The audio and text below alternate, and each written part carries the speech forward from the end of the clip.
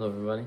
Today I'm going to be showing you this guitar pick that I made out of a 10 peso coin from Mexico.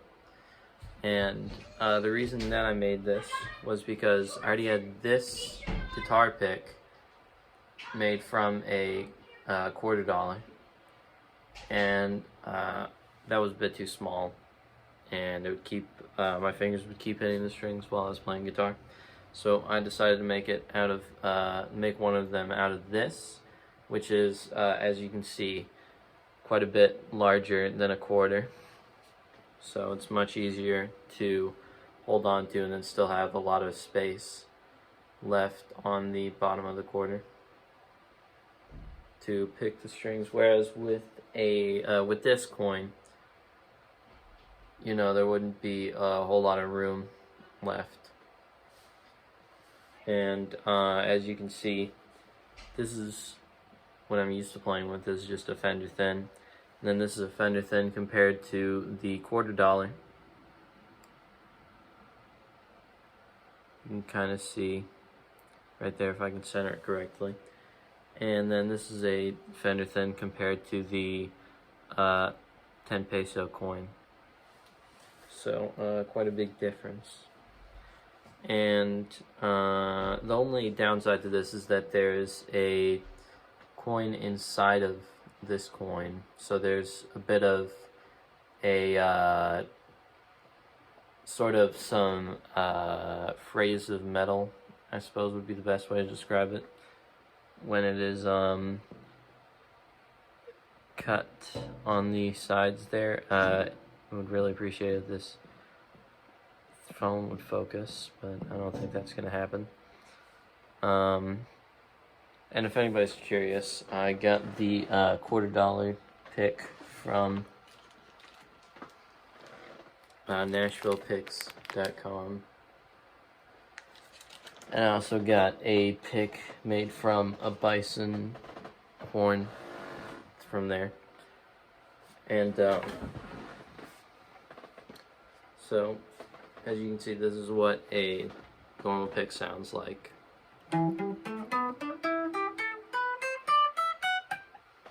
This is what the $quarter pick sounds like. And this is what the 10 peso coin sounds like.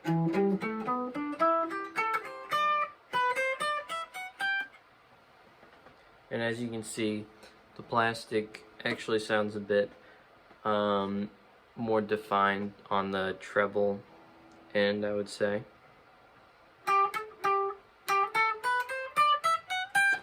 Compared to the quarter. Although that might just be because thinner picks tend to sound that way. You know, if I grab maybe a Dunlop or something. Like if I grab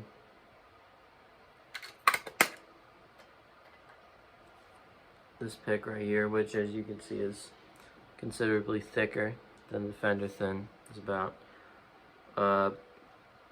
1 millimeter, I think, is the measurement, and then a Fender Thin is like 40.49 or something like that.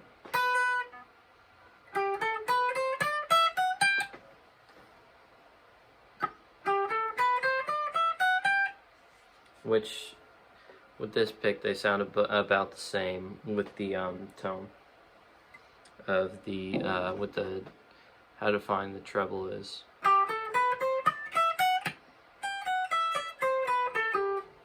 Which, as you can sort of hear with the peso, it's a bit more, you know, it's a bit less sharp of a sound, I would say. And I actually finished cutting off the pieces that were on here yesterday, but I did not sand it enough on the sides, and more specifically right in this spot right here, because there's a gap there, and it would catch on the strings, make noise and stuff, which not really a great way to showcase that, I suppose, but yep. And yeah, the real reason why I made this pick was because it's much easier to hold on to than the $1/4. Not really because of any tonal differences between the $1/4 and the 10 peso coin.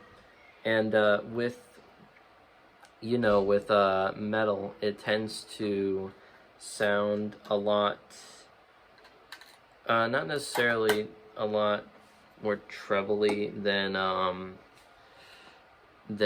plastic, but it's definitely got a separate sound to it.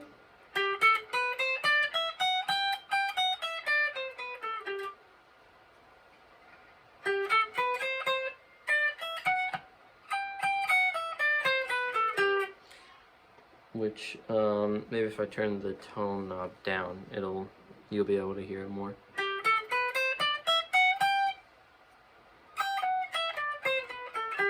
Because once you turn the tone down a little bit, you can kind of tell that there is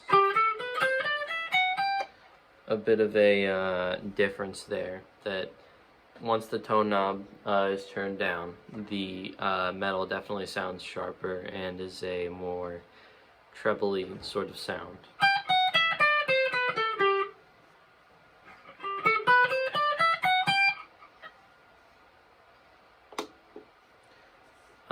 And it definitely makes a big difference when it comes to the playability as well.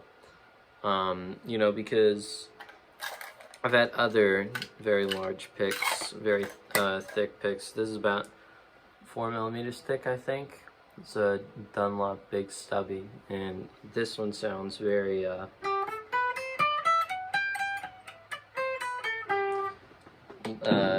much less trebly than the other picks do.